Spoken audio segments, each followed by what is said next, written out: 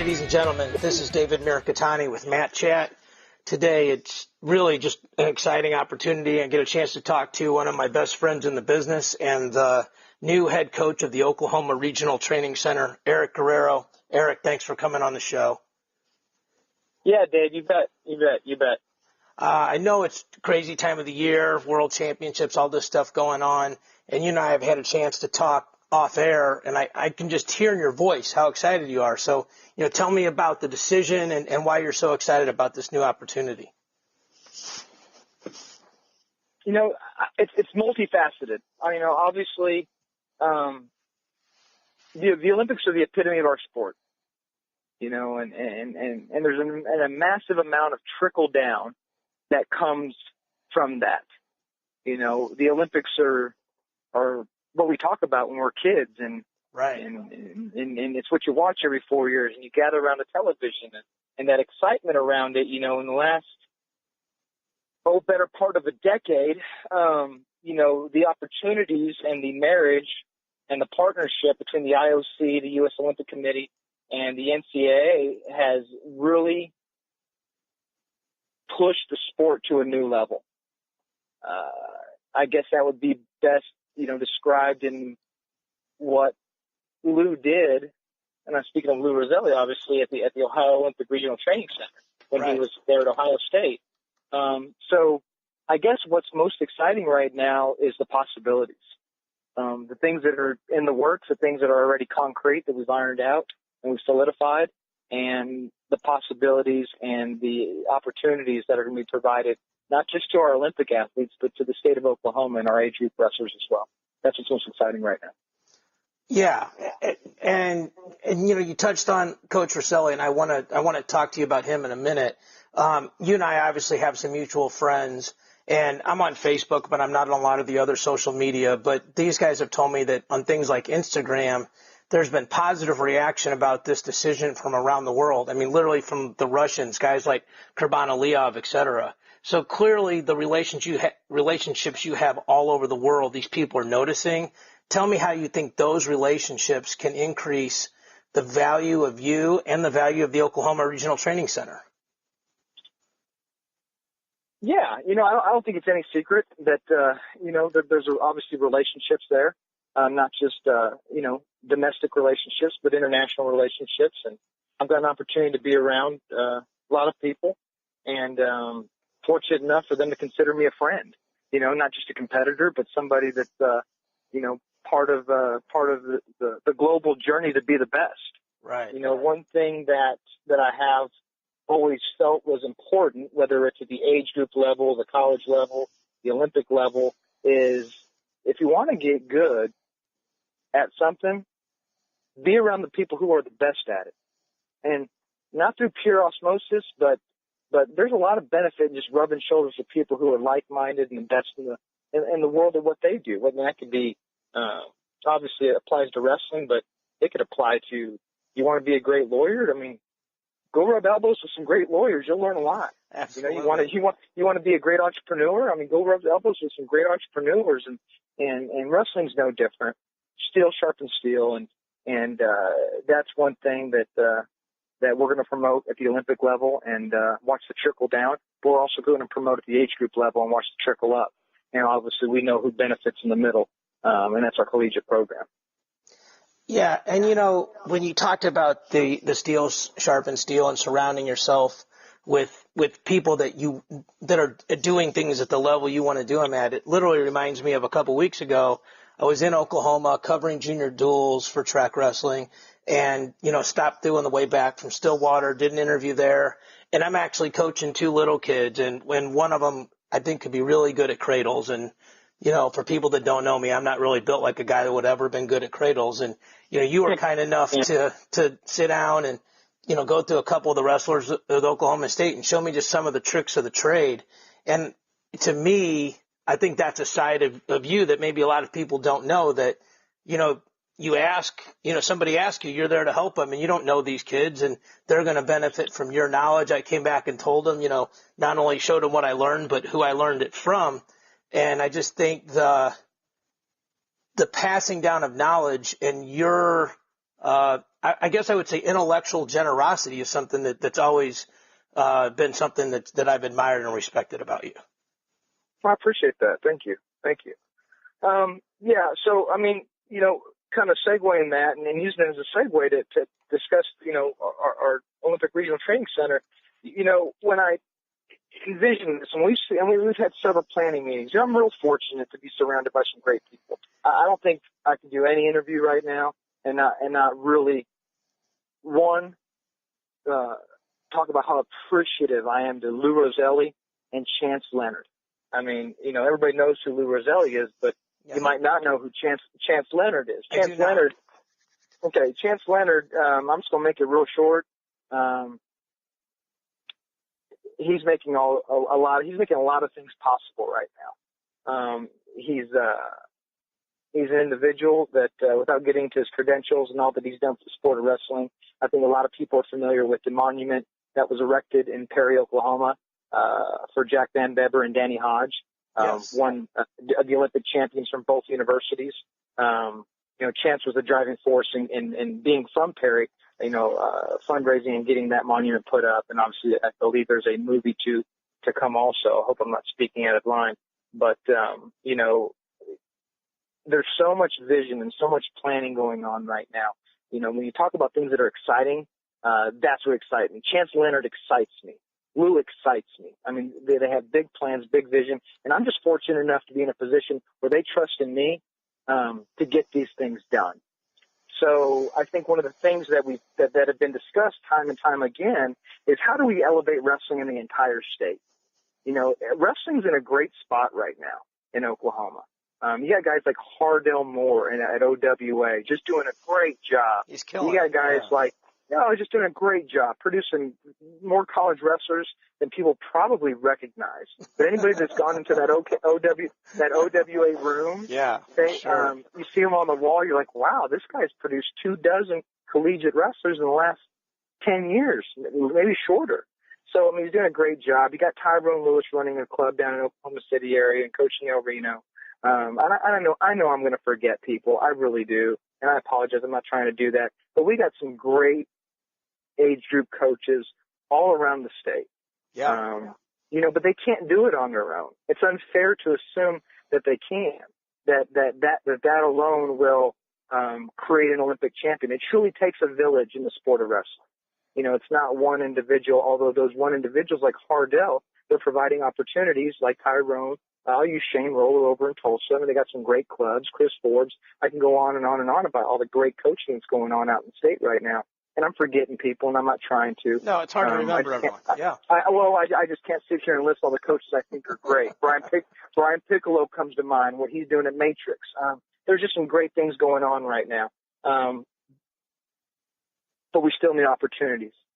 Opportunities still need to be provided. We still have to come together. There's just a lot of things that aren't being provided right now that one of our major goals is to provide those opportunities. And I can't divulge all of what they are right at this minute. Those will be released over time. Sure. But, we're about making the state of Oklahoma as good as it can be. We're about making the best better. We have some of the best. We're about making the best better. But that comes with opportunity. So that's what's exciting right now. And watching that trickle up happen over time. It won't happen overnight, but it will happen over time. And as well as watching the Olympic program get developed and watching the trickle down happen over time. Studied some great systems all over the world, and that's the one that sticks out in my mind is what has to take place in order to elevate the entire state. 'Cause we're a proud state, and I think everybody in the state loves the state. And everybody in the state actually loves wrestling. And a lot of history in that state, too. A lot of history, a lot of success. And but we're ready to take the next move. We're ready to make the next move and to make the best better. Well, you can see that. And what's interesting to me is, you and I are, for people who don't know, we've been, friends for a few years. And, we've talked about, a lot of different things in the sport of wrestling. And I know you have respect for so many people in the wrestling community. It's kind of like naming those folks. You don't want to, forget anyone. But every time you talk to me about Lou Roselli, it was always with the most respectful, in the most respectful terms. And, and I've talked to him, doing work for track, and it's a mutual admiration society there. So for those people that don't know him, tell us what kind of guy he is, and why are so many top flight guys drawn to him? I mean, he was coaching literally, Kyle Snyder's corner and things like that. For those of us that don't know, tell us about Lou Rosselli. Yeah, well, it sounded like there was a couple questions there. So I'll try to remember what they were in what order. But, well, I think first off, when you talk about, the relationship, it might be evident to some. I think people in our inner circles know that we've been good friends for a long time. And some others that might come as a surprise. But I think that relationship was built off probably common values, the things that we felt were important, and then also the things that we felt weren't necessarily important. So there's a lot of common value there in what we value, and on and off the wrestling mat. So I think that was a lot of the foundation of why there was always able to be a strong relationship. So getting an opportunity here, to work with him is an exciting time of life. To Right. really build something with somebody that I consider a friend is a exciting time of life. The other side of that, is, when I was first getting on the Olympic circuit, I think it's probably after my first World Championships. In 2000, going on those tours, I was just kind of getting started, and Lou had already been an Olympian, and it's maybe kind of in his final couple of years,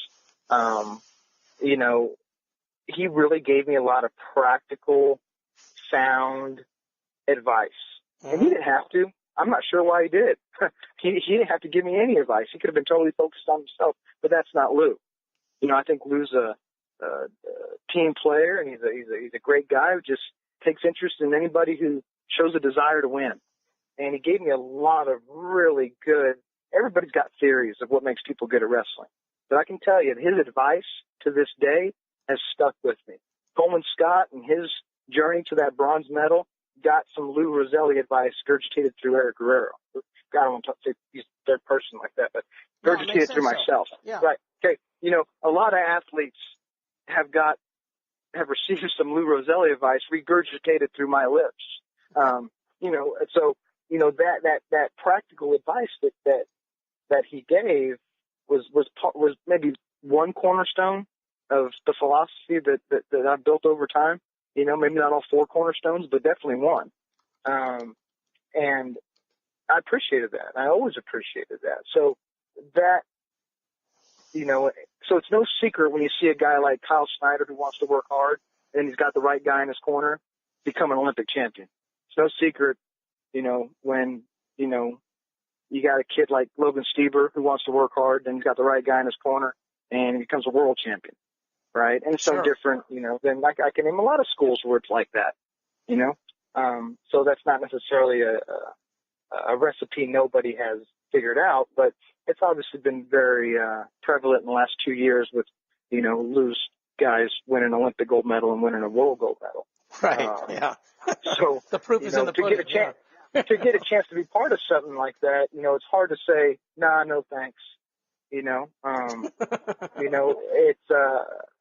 just the fact that he had the confidence in me and to do this, I felt like I needed to do that just at least consider it just out of the respect, so he's a great guy, better coach, or I should say he's a great coach, better guy. I think that's the way it's supposed to be said. Yeah, it is the way right? it is. Yeah. For sure. Yeah. So, I think the state of Oklahoma's got a good coach running around. You take a guy like him who's got ties other places in the country, and a guy like myself who's been in that state for a long time. I have a lot of relationships there. We're just really excited about what the future is for the state of Oklahoma and the Olympic program. Yeah, it seems like a recipe where, like you said, the respect you guys have, and coming from, different, obviously you're a California guy that spent half your life, or over half your life in Oklahoma, lose Oklahoma recently, but, both you guys metaphorically have very long arms, can, there's probably not a person in the country that's important that one of you guys are either know personally or one phone call away from. So, I think that really speaks well for where you guys can take this. What are you looking forward to the most in working with the senior level athletes and alongside Lou? The growth. I'll tell you this. You grow so much. And I know there's a million sports quotes out there, but it's the truth. The moment you think you got it figured out, that's usually your first step backwards. So what's exciting to me, is getting around the world's best. Not just the nation's best. We start to get around the world's best, and you find things out about yourself. You find more things out about your athletes. You find more things out about the way you're doing things, or the way you think you need to do things. And that potential for growth, that potential for development and learning on all accounts, not just the athletes, but yourself individually. We've been covering technique here at the Olympic Training Center, and that's one of the great benefits of getting here is you get around some of the greatest wrestling minds in the country, just the country, and you feel yourself grow. Well, when you take that to a world level and you take that to an Olympic level, the growth that's possible, when you're dialed into this movement, I think that's what's most exciting, the growth, the learning, and then imparting that learning on the next generation. I think a big part of our goal is to make Oklahoma wrestling just the best possible experience it can be for this next generation, whether that's the next generation of Olympic athletes or it's the next generation of age group athletes. We want to make it a great experience, and we've got some things in mind, and they're starting to be solidified already, and it'll be an exciting day when we get to announce them. Yeah, and I don't want to ask you to break any news, but I do appreciate you coming on and doing, your first interview with us at Track. One of the things that sticks out to me is whenever I get a chance to talk to guys like you, especially on the air, I talked to Kevin Jackson yesterday, and, he's taken that new job and is doing things. And your guy's normal. What you do every day is abnormal to 99.9% of our listeners. Being around greatness every day, like coaching national champions, multiple time national champions. You mentioned like coaching a Coleman Scott and training with him. And, I remember literally the lead up to that because he qualified and you got married. You know what I mean? It was like these are things that were happening. Like your normal is so elevated comparison to most of us, and Lou's normal is the same thing at such an elevated level. I think, you and I have talked about the value of these RTCs and what they bring to, not only to college programs, but the opportunities give these age group guys. I mean, you were one of the main guys that told me about what a great job Cody Bickley was doing and how I got him on the show. What's the most exciting thing or things to you about being the leader of the Oklahoma Regional Training Center?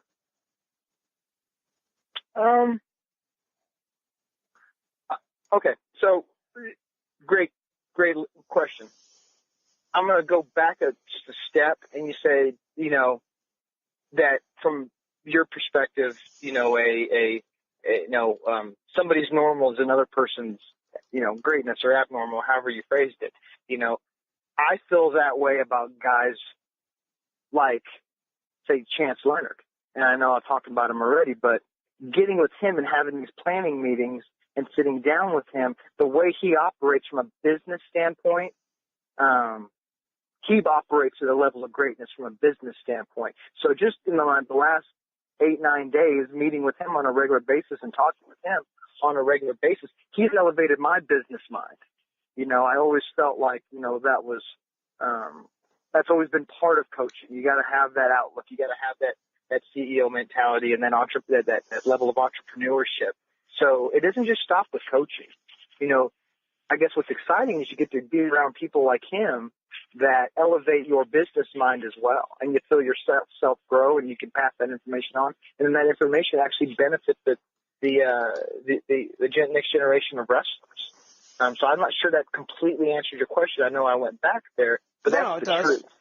Well, that's the truth. And what's exciting to me is I truly felt like I got to be part of something special in 2004, with Jamil and Daniel and even in a weird way, Stephen Abbas, Jamil, and myself, but more Jamil, Daniel, and myself, having 3 teammates, 3 friends of the 7 weights on the team. You know, I don't want that. I think we want that, but we want that for the next generation, to have that kind of experience, at least to have the opportunity to have that kind of experience. But that opportunity doesn't come without hard work, resources, coaching, and then training and competitive opportunities. You know, and those are just 5 main areas that if you look through some of our meeting notes, that they keep resurfacing. Mm-hmm. And so when we come back and we visit about these things, like how do we apply resources, that always seems to come back up. So what's exciting to me is getting these pieces in place that we can attack these 5 bullet points and seeing each one be checked off the list. You know, that's what excites me. So that's from the management standpoint, that's exciting. From the training standpoint, I think we've already discussed that. You know, you get around the best and you get around guys who really want to win. Sure. You know, and you get around some really highly motivated people that can become a catalyst for the next generation and the program. That's what's exciting. Getting the right people in place to do the job that needs to be done. And I think we're on that track right now.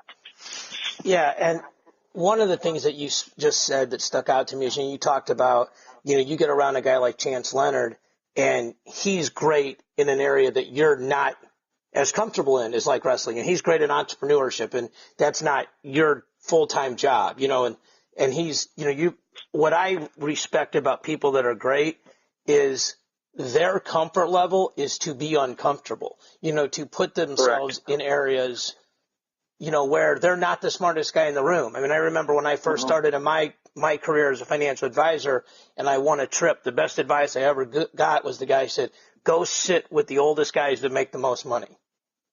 Because they're the ones that are going to give you the best advice. Don't sit with the guys that made as much as you did and have a bragging contest on who did better.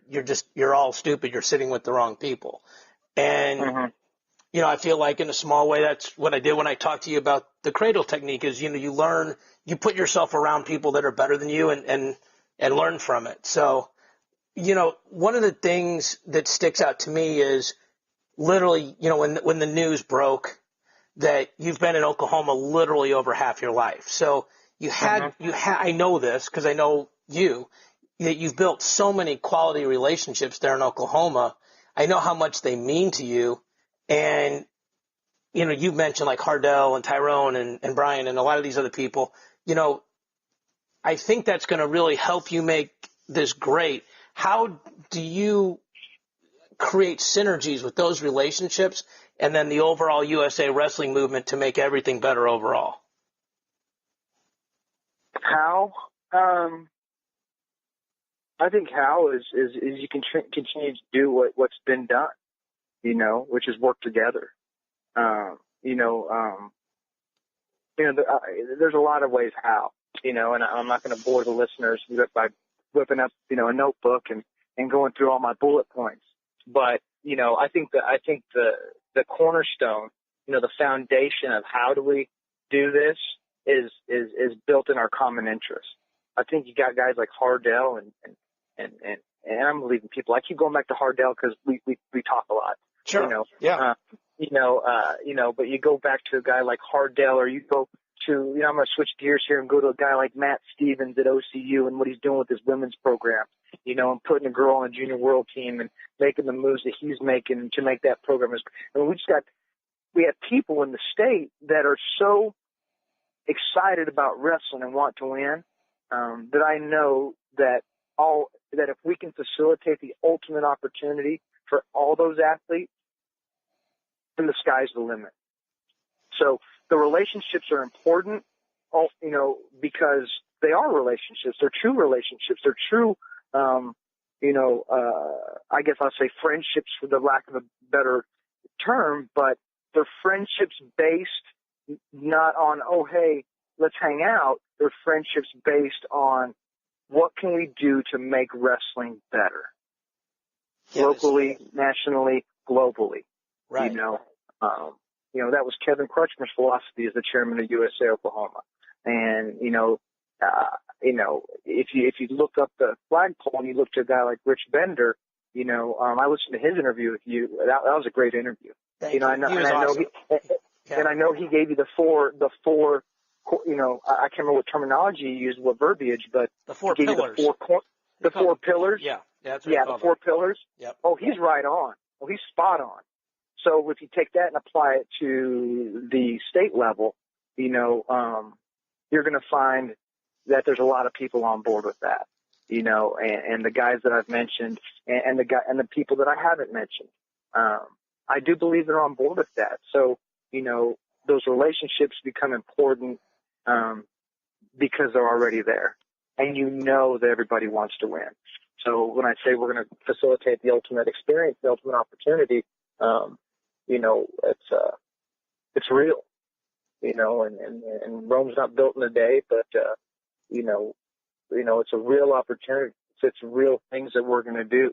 It's, we're going to be where the rubber meets the road and gets things done so that the experience, the Olympic experience, whether it's at the age group level or the Olympic level, is motivating, is motivating for these athletes, win or lose, they come back wanting more. And that's all we can do. That and the training part of it, that's all you can do, what's the what? Sounds simple. It's a tremendous amount of work, and it's a tremendous amount of work, and we're up for it.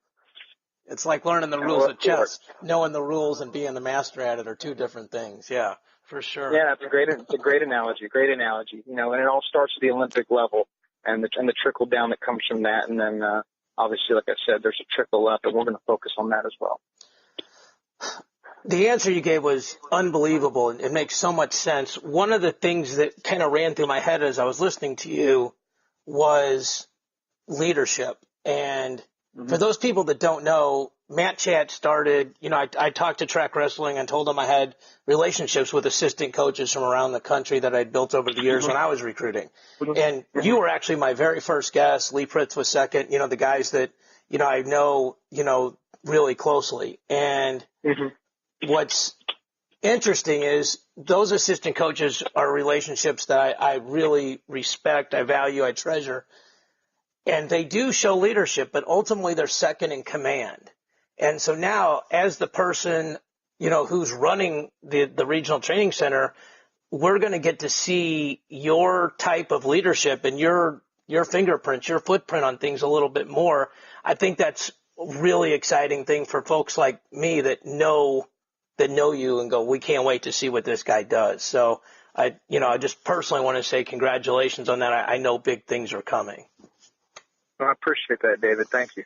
Yeah.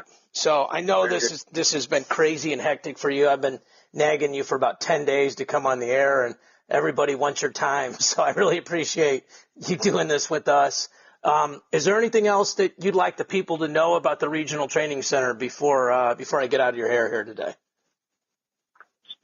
Oh, one, thank you for your patience. I know I've rescheduled about a dozen times. It's been busy, and then the drive to Colorado, and then being here, and obviously playing the role here, and assisting Zadok in any way that he needs, to get this team ready and things like that. So you're kind of, busy, and obviously we have some athletes up here right now, and just all the logistics to go with that. So, I do appreciate you being patient. I apologize for rescheduling so many times, but no worries. We're here. We're here to serve. I think that word keeps coming to mind as I go through, what's the goal? What's the goal? The goal just kind of keeps coming back to service, not just servicing, the state of Oklahoma, but servicing the United States. Obviously, we're located in Oklahoma, so that's going to be the people that are in Oklahoma are our primary constituents, our primary benefactors, right? Yeah. So, but we're here. We're here to serve. And I think as long as we keep taking that attitude, I've had several athletes here at the OTC ask if they can come down and train, and the answer is absolutely. Absolutely. Not saying you need to move down, but if you want to, come through and train, the answer is absolutely. We're here to serve. And I think as long as that mindset, and when I talk about values and Lou and I, common values, that's one thing that I do believe we share amongst others is that we believe coaching is a privilege. We believe coaching is really just service, So with the right people behind us like we have and that mentality that we're here to serve, and it should be an exciting time. It should be an exciting time. Yeah, I know it is. And I know you got some big things coming, and, you can't get out of school and talk about them until everything's lined up. I'm sure you're going to be adding to, the list of athletes that are down there and everything else. So when the dust settles and things are up and running at a level where you can actually stop and breathe, I'd love to have you back on the show. You bet. You got it. Well, for all of us that are fans, congratulations. And as my friend, I'm really happy for you. Can't wait to see the big things that are coming down the road. Please give my best to Lou as well. You bet. Thank you, David. Appreciate the time. No worries. Ladies and gentlemen, the new coach of the Oklahoma Regional Training Center, Eric Guerrero. I'm David Mirikitani. Thank you all for listening.